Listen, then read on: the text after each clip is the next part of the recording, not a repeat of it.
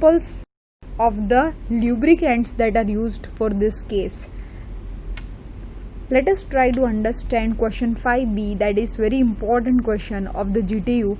Explain construction and working of standard hydrogen electrode. What does it mean? Standard hydrogen electrode is actually your reference electrode. So it is our duty to write down first construction, then we can explain the working, we can show the diagram, and that will complete the entire answer of the 5 marks. So you can see here, it is a universal reference for reporting the relative half cell potential. It is type of gas electrode and widely used in early studies as a reference electrode. Okay, you can determine the value of the unknown electrode from this standard hydrogen electrode. The standard hydrogen electrode can be either used as an anode or cathode depending upon the nature of the half cell used with it. Standard hydrogen electrode consists of platinum electrode immersed in solution with hydrogen ion concentration of the 1 molar. So that is the condition on which this standard hydrogen electrode is acting. It is actually working at the condition of the 1 molar concentration. Okay, apart from that, 1 atmospheric pressure is also very important. The platinum electrode is made up of small square of the platinum foil which is platinized. That means it is made as a platinum black. Okay, there is a small electrode that is having actually the platinum foil at the end. Hydrogen gas at a pressure of 1 atmosphere is bubbled around the platinum electrode. So whatever is shown here in the theory is actually also reflected in the diagram too, and that is going to cover the entire question with the answer. Let us try to see what is there in the diagram. See here, we can see now the construction of this standard hydrogen electrode. There is something that is HCl solution, right? So it is 1 molar H plus ion concentration. Okay, in that what you are doing, see here, that is platinum electrode. Then you can see here the next thing, that is you are actually bubbling the hydrogen gas at 1 atmospheric pressure. Okay, so these bubbles are coming out. After that you can see here what is going to happen, right? See, so this is actually covering the entire description in the diagram. Whatever we have said, there is a platinum electrode ended with the platinum foil at the end. There is a glass tube in which platinum electrode is sealed, and there is an operation working at the 25 degrees Celsius temperature. We have the concentration of H plus ion as a 1 molar. We have the pressure working condition for this standard hydrogen electrode as 1 atmospheric pressure. You can see here very clearly, that is the platinum black serves as a large surface area for reaction to take place, and the stream of hydrogen keeps the solution saturated. Okay, so as shown, the stream of hydrogen is going to keep the electrode saturated. That is very important. So also the half cell potential of this standard hydrogen electrode is taken as 0 volt, which is acting as a reference electrode. Let us try to understand the question, that is electro refining. Okay, now in electro refining, the method is actually to purify the metals that are obtained after the metallurgical process. So electro refining is responsible to purify different metals like copper, etc. You can see here very clearly, you can describe the things. Purification of impure copper is done by this electro refining process. As shown in figure, impure copper is connected as anode. Look at the diagram. There is a impure copper, okay, that is going to act as a anode, and there is a pure copper electrode that is going to act as a cathode. So this diagram is actually reflected in the theory too, right? So that line is covered. Suppose there is a, you can see here, electrolyte solution given or that is used, that is copper sulfate. See the diagram. Copper sulfate of the blue color is shown in this thing, and next you can see here On passing electric current, impure copper from anode gets separated, undergoes oxidation and goes into solution. So what happens when you are passing the current with this diagram? Then what will happen? Impure copper from your electrode, it will go into solution, and from solution it will travel towards the cathode. You can see here. The equivalent amount of copper ion from solution goes towards cathode, undergoes reduction and deposits at cathode in form of the pure copper. It means what?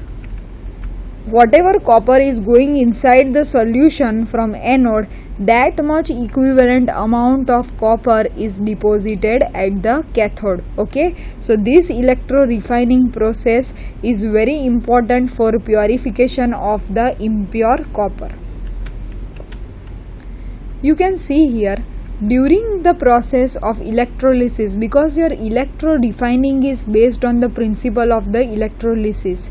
So what happens when you are passing the current, when you are doing the electrolysis process, the weight of anode decreases and weight of cathode increases. Other impurities present with impure copper block either goes to solution or gets collected near anode, known as anode mud, which consists of precious metal like gold, silver. Okay, so there are chances of the impurities present along with this pure copper. So what happens? These impurities are basically of the precious metals like gold and silver, okay, which is getting separated as the anode mud. So let us see that what is asked here. The next reaction that is actually describing the thing, copper metal obtained by this electro refining process is 99.9% pure. Okay, you can see the chemical reaction here. Copper is undergoing oxidation, so Cu gives Cu plus 2 electron, and at cathode it is undergoing, see the reaction of the reduction, Cu plus 2 electrons gives Cu. So first at anode oxidation is occurring and at cathode reduction is occurring. So there are two reactions that is possible at this stage, and the copper metal obtained by this process is 99.9% pure. Let us try to take question number 5, that is having the question number 5 divided in 3 parts, A, B and C part. Question number 5, A consists of 5 marks, B 5 marks and C of the 4 marks. At the same time, you can see what answers are to be written for this particular questions. What are insulating materials, and write the properties and uses of glass wool, thermocol. So our duty is to first define insulating materials, then properties and uses of the glass wool and thermocol. So let us try to write down the first answer, that is, substance having extremely low thermal conductivity and prevents the loss of heat are called insulators. Also, there is the thing that properties of the glass wool are given as it is low density, low thermal conductivity, low electrical conductivity, fireproof, non-combustible, resistant to chemicals, good tensile strength. These all are the important properties of the glass wool. At the same time, if you see the applications that is asked is, you have to be very precise. Application, properties and definition. 3 things are to be covered in this question 5. So, what are the applications?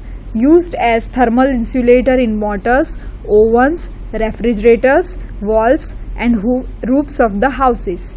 Used in air filters, used for sound insulation, used for manufacture of the fiberglass. These are the applications of the glass wool. Coming to the thermocol. Low density, it is a good property of the thermocol. We all are very well aware. That is the first point. Spongy and porous and foam like structure, shock proof, chemically inert, low electrical conductivity. This is the property of the thermocol. Applications of thermocol. It is used as ideal packing material for delicate electrical and electronic equipments. It is used as heat insulator in refrigerator and air conditioning. Okay, thermocol is actually the insulator, so it can be used in refrigeration and air conditioning process, as well as an ideal packing material, we are very well aware, and used for decoration and protection purpose. Let us try to understand question number 5b. It is having the weightage of the 5 marks. Explain the intermolecular hydrogen bonding with example. Write the importance of the hydrogen bond. Okay, so that is very important. This is actually to be covered with the example, definitions, and again the importance. So what is that? Hydrogen bond formed between highly electronegative atom and hydrogen atom of same molecule is called intramolecular hydrogen bonding. Okay, you can very well see here the hydrogen bond is formed between highly electronegative atom. Which is the electronegative atom? You can say nitrogen, oxygen, or fluorine, and hydrogen atom, that is actually your electropositive atom of same molecule, is called intramolecular hydrogen bonding. So here, while writing the definition, two things you should cover: electropositive atom like hydrogen and electronegative atom like nitrogen, oxygen, or fluorine. Okay, this has to be covered. The example of this is orthochlorophenol. This orthochlorophenol is the example of intramolecular H bonding. Let us try to understand the importance of the hydrogen bond. Water exists on the earth because of hydrogen bond formation. You know that water is retained in the soil, that is stored in the soil, because of the hydrogen bond formation. Water accumulates in the cells of animals and plants because of H bonding. H bond plays very important role in biochemistry. The strength of the cement is concrete because of the hydrogen bonding. So these are the very much important point that help us to realize that hydrogen bond is very playing important role in our life. Our body structure, biochemistry, protein structure, you can say the cement strength, concrete strength, all the things depends on the hydrogen bond. The soil that is capable of storing the water, that is because of formation of the hydrogen bonding with the water and the soil particles. Also the cells, our living body is having the cells which consist of 80 to 90% of water content, that is also because of the hydrogen bonding. Let us try to understand the next question, that is, explain the names and chemical formula of salt causing hardness in water. That is having the weightage of the 4 marks. So what you are going to write? You are straightway going to write the name of the salt and you are going to write the chemical formula of the salt. So you can see here the hardness of the water is because of the following salt, that is calcium bicarbonate CaHCO3 twice, magnesium bicarbonate MgHCO3 twice, calcium chloride CaCl2, magnesium chloride MgCl2, calcium sulfate CaSO4, magnesium sulfate MgSO4. These all are the basically salts that are responsible for hardness. To be more precise, you can see the first 2 salts are responsible for temporary hardness and the last 4 salts are responsible for the permanent hardness. I think that these salts are very important part, and apart from this, in this session we have concluded the entire GTU paper solution on the applied science chemistry of examination summer 2012 with the full detailed description. I ensure that you all have learned from this session on how to learn the writing of the question paper, what to write whenever any question comes to in front of you in the paper. I wish you all a good luck and thank you for being with us.